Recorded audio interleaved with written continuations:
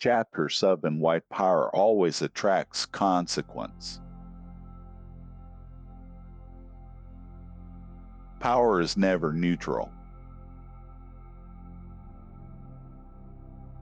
It amplifies impact, accelerates change, and concentrates effect. Where power accumulates, outcomes intensify. Where power moves, consequences follow. This is not a moral claim. It is a structural one. Power alters the relationship between action and outcome. It shortens distances, compresses feedback loops, and magnifies error. For this reason, power always attracts consequence, not because it is wrong, but because it is heavy. Power is concentration, not privilege. Power is often described as privilege. Structurally, it is concentration. It concentrates decision-making, influence, resources, and attention. It reduces friction between intent and execution. It allows fewer actions to produce larger effects. This concentration is efficient. It is also destabilizing when unmanaged. Concentrated power reduces redundancy. It collapses buffers. It narrows pathways. Systems become faster, but less forgiving. The benefits of power are immediate. The costs are delayed.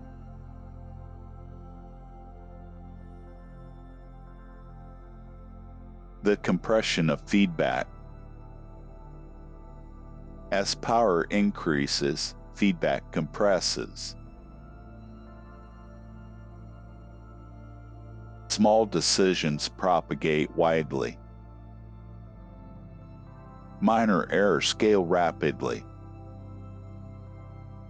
Delay shorten between action and consequence. This compression is often misunderstood. Power is assumed to provide control. In practice, it reduces tolerance for error. Systems with significant power must operate with higher precision. Their margin for misalignment is smaller, not larger. Power demands coherence. Without it, consequence accelerates.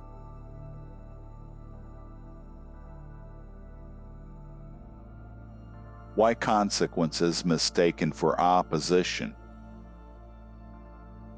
When consequence follows power, it is frequently misinterpreted as resistance. Constraints feel obstructive. Limits feel hostile. Correction feels unfair.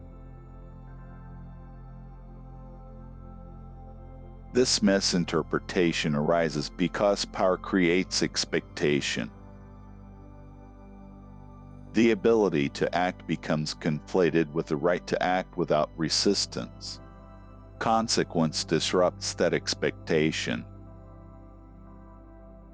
But consequence is not opposition. It is response. It emerges from the interaction between power and structure, not from disagreement or intent. The asymmetry of power and error. Power magnifies both success and failure. However, the system's perception is asymmetric. Success is attributed to competence. Failure is attributed to interference. This attribution error delays correction. It encourages repetition of the same configuration under the assumption that obstacles, not structure, cause failure. As a result, power is reapplied rather than recalibrated. Each iteration increases exposure.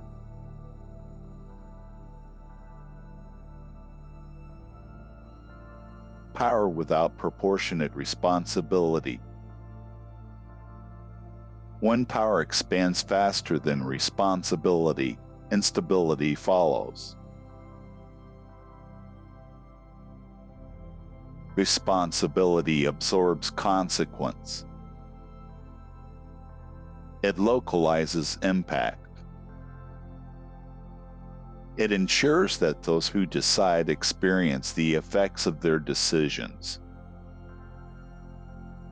When power operates without proportional responsibility, consequence migrates outward.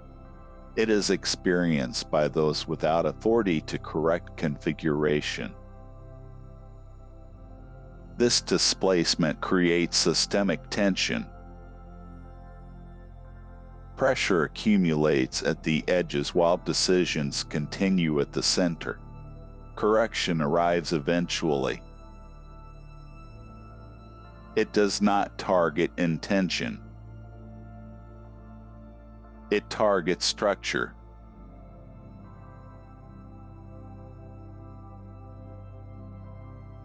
Why power appears to work until it doesn't. Power often appears successful in its early phases. It produces results quickly.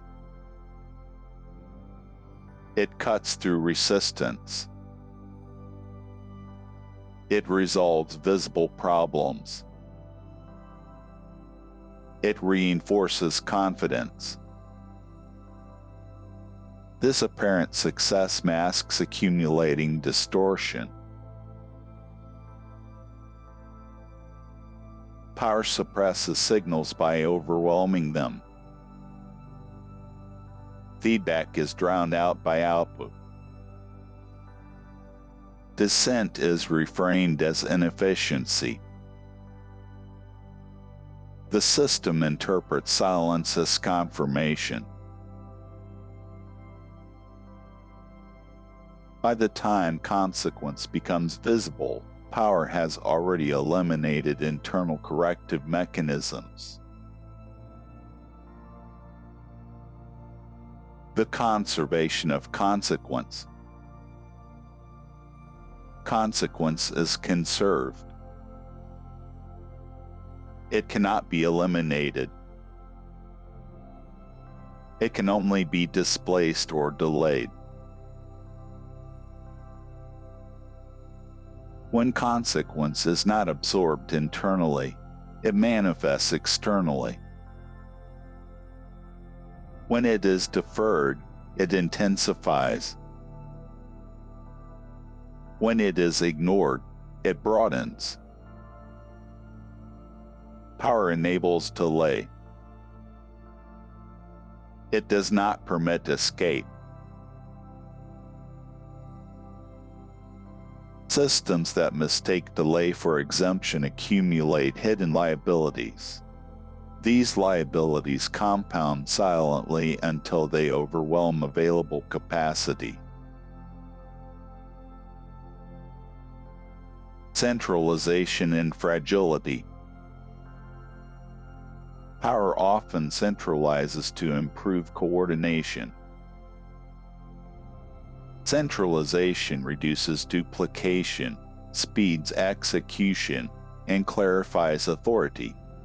It also concentrates risk. When centralized power fails, failure propagates widely. Distributed systems absorb error locally. Centralized systems amplify it. This is why powerful systems experience dramatic collapse rather than gradual decline. Their configuration leaves little room for partial failure.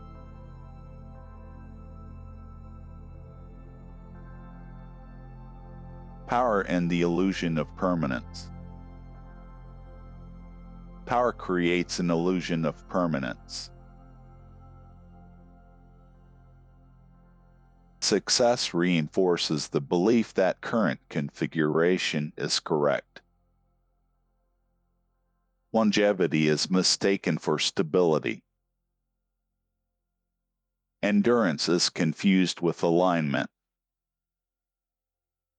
This illusion discourages examination.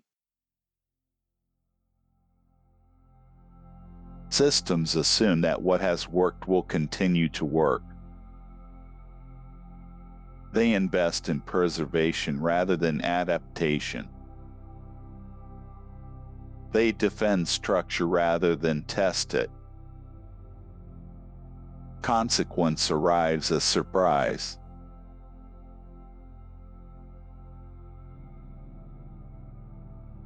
When power outpaces understanding, power often grows faster than understanding. Technological amplification, organizational scale, and institutional reach expand before the system fully grasps the implications of that expansion. Understanding lags behind capability. This lag creates blind spots. Decisions are made without full awareness of their propagation. Feedback is interpreted incorrectly. Correction is delayed. Power magnifies the cost of misunderstanding.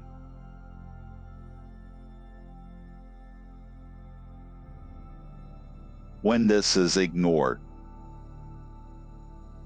when power is applied without recalibration, systems experience consequence as hostility. Limits feel imposed. Constraints feel unfair. Outcomes feel disproportionate. The system reacts by applying more power. This reaction accelerates collapse.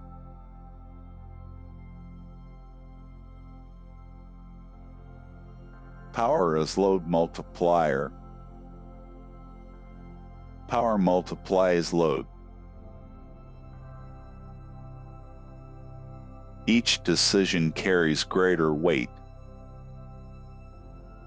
Each error produces wider impact. Each misalignment stresses more components.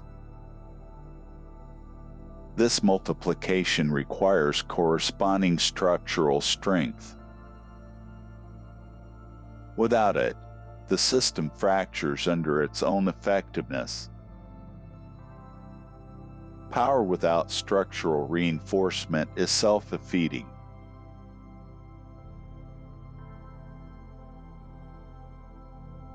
Why restraint is rarely celebrated.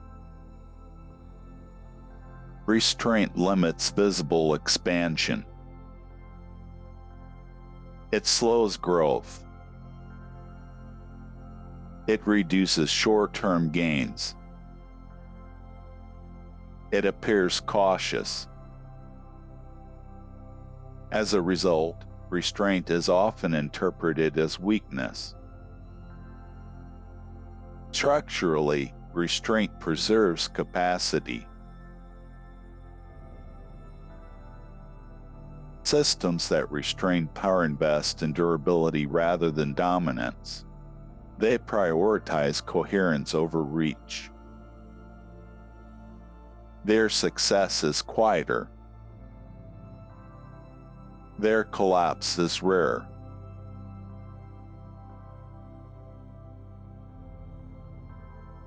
The moralization of power failure. When powerful systems fail, failure is often moralized. Observers attribute collapse to corruption, greed, or incompetence. These explanations are emotionally satisfying. They are incomplete. Power fails structurally before it fails morally. Misalignment precedes misconduct. Capacity erosion precedes collapse. Moralization obscures configuration.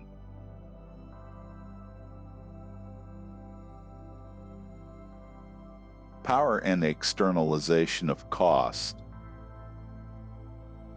Power enables cost externalization. Decisions produce benefits internally while consequences are absorbed elsewhere. This imbalance appears efficient. It is unsustainable. Externalized cost accumulates beyond the system's visibility. When it returns, it does so at scale.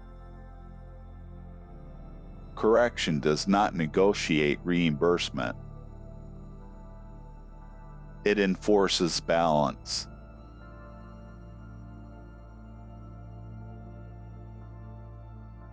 The predictable arc of power.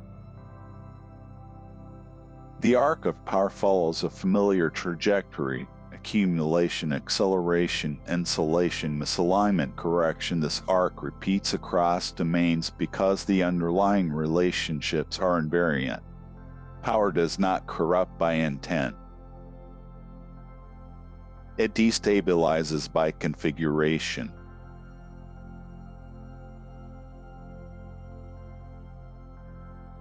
Closing constitutional statement. Power is not punished for existing. It is corrected when misaligned. The greater the power, the narrower the margin for error. The stronger the influence, the heavier the consequence. Power always attracts consequence because consequence restores balance.